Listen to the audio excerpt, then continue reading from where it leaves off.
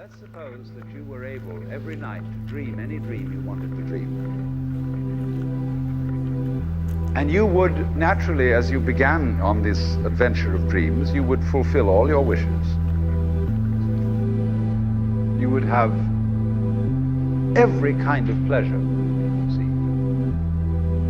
And after several nights, you would say, well, that was pretty great. But now let's have a surprise. Let's have a dream which isn't under control. Well, something is going to happen to me that I don't know what it's going to be. Then you would get more and more adventurous, and you would make further and further out gambles as to what you would dream. And finally, you would dream where you are now.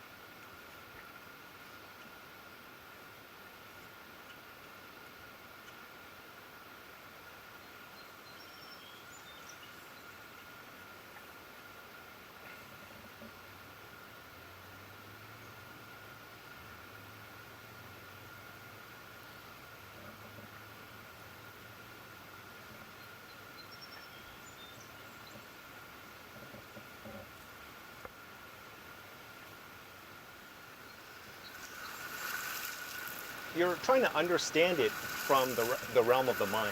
And from when I mention the Western understanding, it's really the Western framing of the world.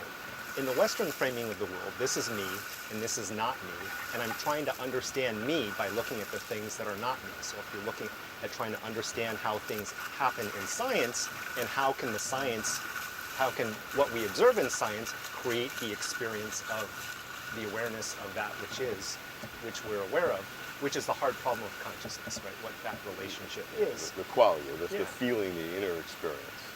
The Asian approach, the Eastern framing of reality is this is me, but I'm part of this. And I can't really explain me without explaining what this is. And so, and a lot of the exploration there is more on the inner side.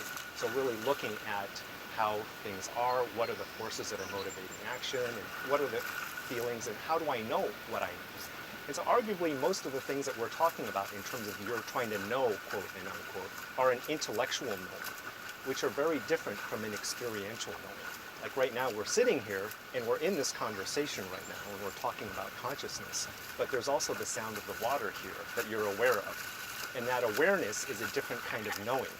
Like if you needed to know, if you knew that you had to go to the bathroom, for example, that kind of knowing can happen, which is actually very different from the intellectual kind of knowing. Sure. So we can know that 1 + 1 = 2, for example, which is an intellectual knowing, versus knowing you have to go to the bathroom, which is a different kind of knowing. But the feeling of wanting to go to the bathroom or hearing the music in the background or water in the background has to be transferred into the neurological activity in the brain. So what you're talking about, the experiential, reduces to those kinds of things that you can analyze on a third-person basis. Well, it would seem that way, but that's very different still from the experience of that. It is. Yeah.